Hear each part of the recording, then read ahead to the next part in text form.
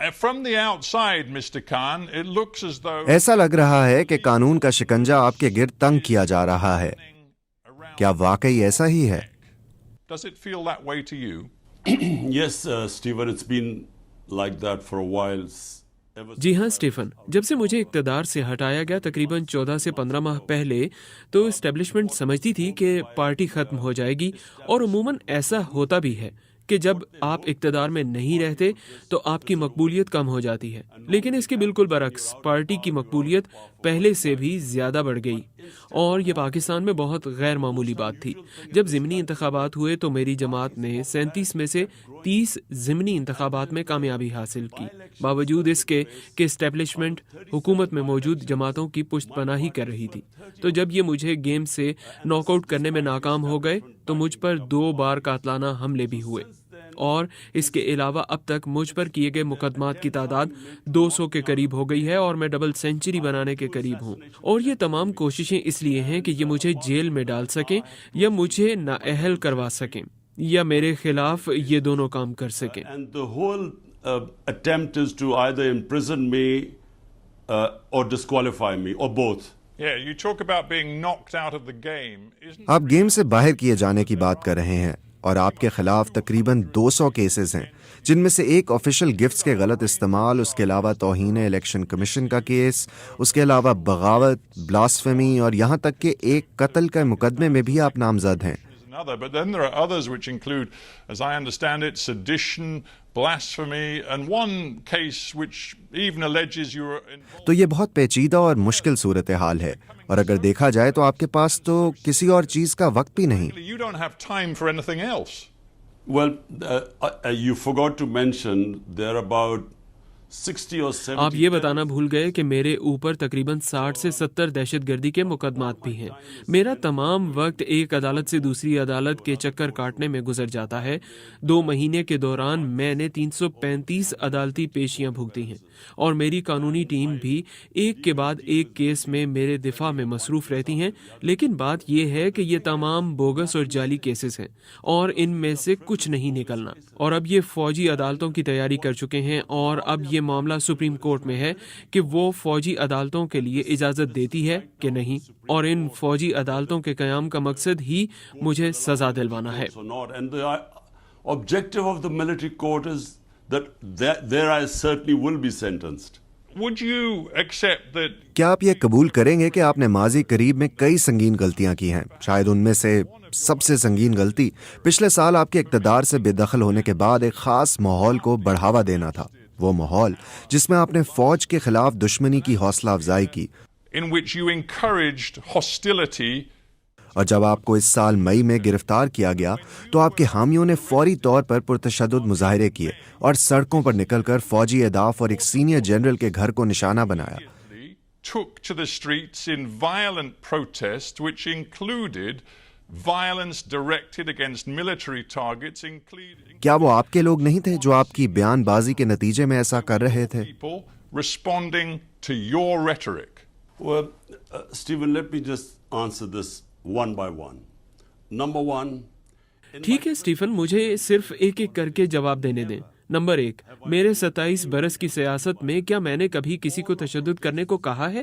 کبھی نہیں. ہمارے تمام احتجاج آئین کے اندر رہتے ہوئے پرامن رہے ہیں. احتجاج کی اجازت تو ہمیں آئین نے دی ہے. جب ہمیں کوئی ناانصافی محسوس ہوتی ہے تو احتجاج کرنا ہمارا حق ہے، اور وہ ہم نے کیا ہے. ہم نے 126 دن کا اب تک کا سب سے طویل احتجاج کیا، اور ایک بھی تشدد کا واقعہ سامنے نہیں آیا. تمام پرامن احتجاج تھے. ہم احتجاج کرتے تھے اور واپس چلے جاتے تھے. تو یہی بات ہے جو عدالتوں کے 2 فیصلوں نے اب بھی ثابت کی ہے کہ ہم اس میں ملوث نہیں تھے. ہم سمجھتے ہیں کہ ان پرتشدد کارروائیوں کی آزادانہ تحقیقات ہونی چاہیے ان 4 مقامات پر جہاں پر آگ لگانے کے واقعات ہوئے. None of us were involved in any of violence. We believe that there should be independent investigation into the just four places where the violence took place. But hang And on, instead did they you put- not think for a moment, knowing क्या आपने एक लम्हे के लिए भी ये नहीं सोचा कि आपने इस तमाम अरसे में गैर जिम्मेदारी का मुजाहरा किया और इस दौरान फौज पर कठपुतली हुकूमत को लाने, हुकूमत को गिराने, बगावत का आगाज करने, पाकिस्तान पर कब्जा करने और जमहूरियत को मुकम्मल तौर पर कमजोर करने के इल्जामात आयद किए? क्या आपको ये नहीं लगता कि इन सब से मुश्किलात पैदा हुई? undermining its democracy, did you not for a moment think that that might lead to trouble? So, Stephen, what you're saying is that I should not tell what was the truth? तो Stephen, आप जो कह रहे हैं वो ये है कि मुझे ये नहीं बताना चाहिए था कि सच क्या था। सब जानते हैं कि पाकिस्तान में क्या हुआ।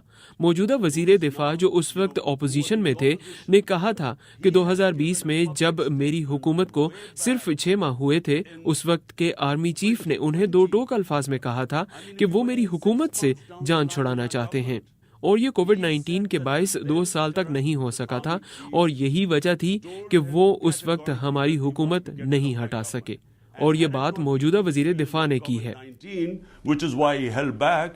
That's the only reason he didn't remove our government. Now, this is मुल्क में किसी को भी शक नहीं है कि साबिक आर्मी चीफ ने मेरी हुकूमत हटाई, बल्कि वजीर दिफा ने तो बढ़ चढ़ कर ये भी कहा कि उन्हें ये कहा गया था कि इमरान खान पाकिस्तान के लिए खतरा है, इसलिए हटा दिया गया।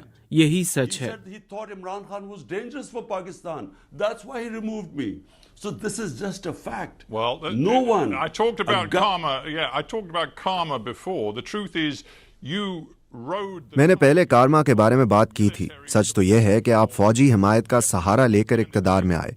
2018 के इंतखाब में आपने इस टाइगर पर खुद सवारी की थी। उस वक्त आप फौज के करीब थे। आपके इक्तदार के इब्तदाई बरस में इंटेलिजेंस सर्विसेज और फौज से आप करीब थे, और जब आपसे वो अलग हुए तब अचानक आपने फैसला किया कि आप सियासत में फौजी मुदाखलत नहीं चाहते।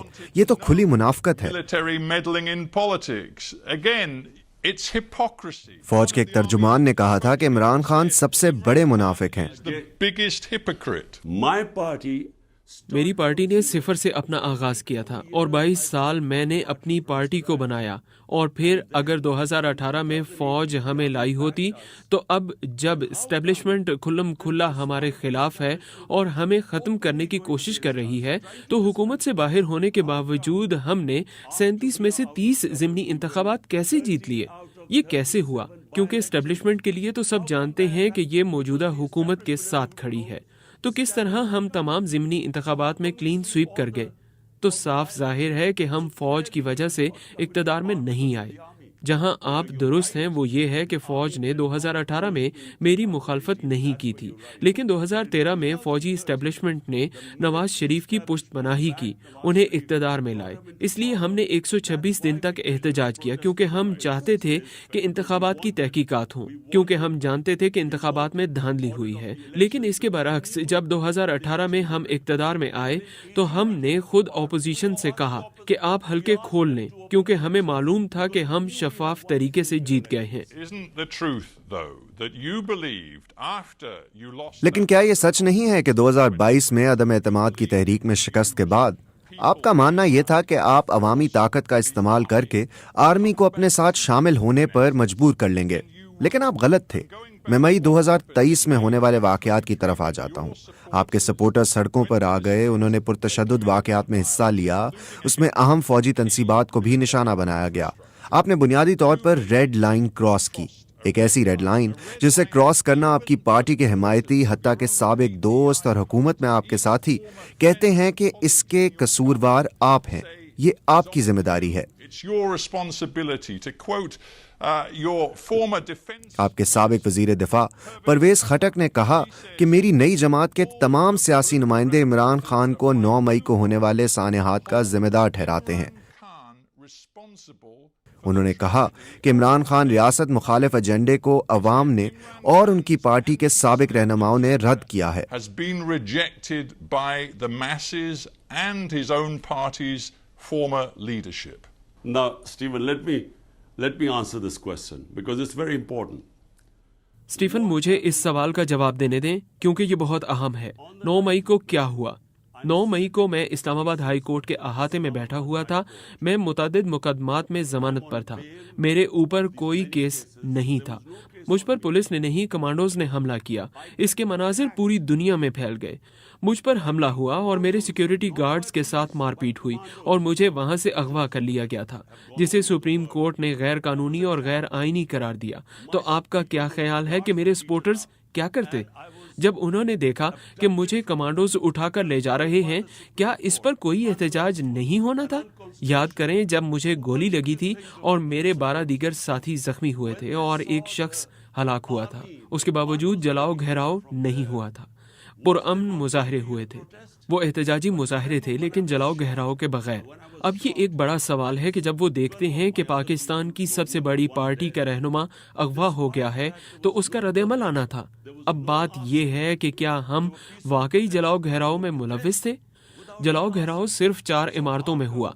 उन्होंने हमारे 10,000 कारकुनों को जेल में डाल दिया। स्टीफन, आपको ये सुनना चाहिए, ये बहुत अहम है। ये सब प्री प्लान्ड था। पुलिस मुझे उठा सकती थी। उन्हें कमांडोज की क्या जरूरत थी कि वो मुझे उठाते और सबको मारते क्योंकि वो रद्द-ए-अमल चाहते थे? लेकिन रद्द-ए-अमल हमेशा की तरह पुरअमन ही था। Stephen, you've got to listen to this. This is very important. This was all pre-planned. The way the police could have picked me up. Why did they need commandos to pick me up and beat everyone up? Because they wanted a reaction. But the reaction was peaceful, as it's always been. I want to stop you, Imran Khan, because Imran Khan, मैं आपको यहाँ रोकना चाहता हूँ क्योंकि आप ये बात वाज़े कर चुके हैं कि आप 9 मई को होने वाले पुरतशद्दुद वाक़यात की जिम्मेदारी नहीं लेना चाहते।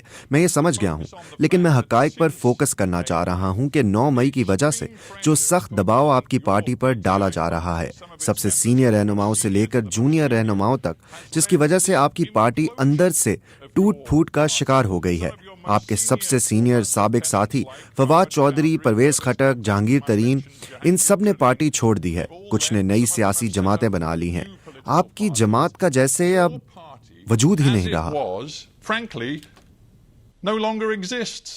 If my party doesn't exist, why don't they announce elections? अगर मेरी पार्टी का वजूद नहीं है तो वो इलेक्शंस का ऐलान क्यों नहीं करते? वो इंतखाबात से क्यों भाग रहे हैं, जो आइन के मुताबिक है और सुप्रीम कोर्ट ने इसका हुक्म भी दिया था? पाकिस्तान का 60% हिस्सा पंजाब है। वो वहाँ के इलेक्शन से भाग गए। अब ये अक्टूबर में होने वाले इंतखाबात से भी भाग रहे हैं। अगर मेरी जमात खत्म हो गई है तो उनको घबराना नहीं चाहिए। मसला ये है कि जमात कायम है। उन्होंने हर किस्म के हरबे इस्तेमाल कर लिए हैं। उन्होंने 10,000 लोगों को जेल में डाल दिया है, जिनमें खवातीन भी शामिल हैं। ये इससे पहले कभी नहीं हुआ।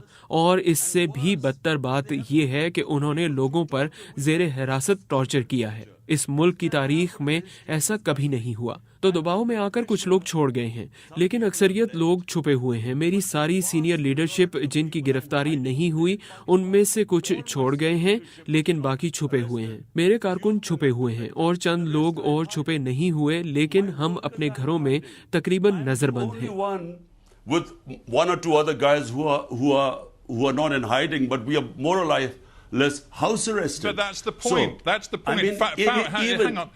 यही नुक्ता है। हमारे पास ज़्यादा वक्त नहीं है। फवाद चौधरी जो इस शो पर आ चुके हैं और जो आपके बहुत वफादार थे, लेकिन अब उन्होंने सियासत छोड़ दी है, वो कह रहे हैं कि आपके साथ वो मजीद काम नहीं कर सकते। उन्होंने गुज़िश्ता बयान में कहा कि आपको मेन स्ट्रीम सियासतदानों के साथ राब्ते बहाल करने का तरीका ढूंढना पड़ेगा। उन्होंने नवाज शरीफ का जिक्र भी किया। उन्होंने कहा कि मुल्क बहरान के करीब है और अब ये आपकी जिम्मेदारी है कि आप अपने मफादात को एक तरफ रखते हुए नवाज शरीफ और दूसरों से राब्ते करें।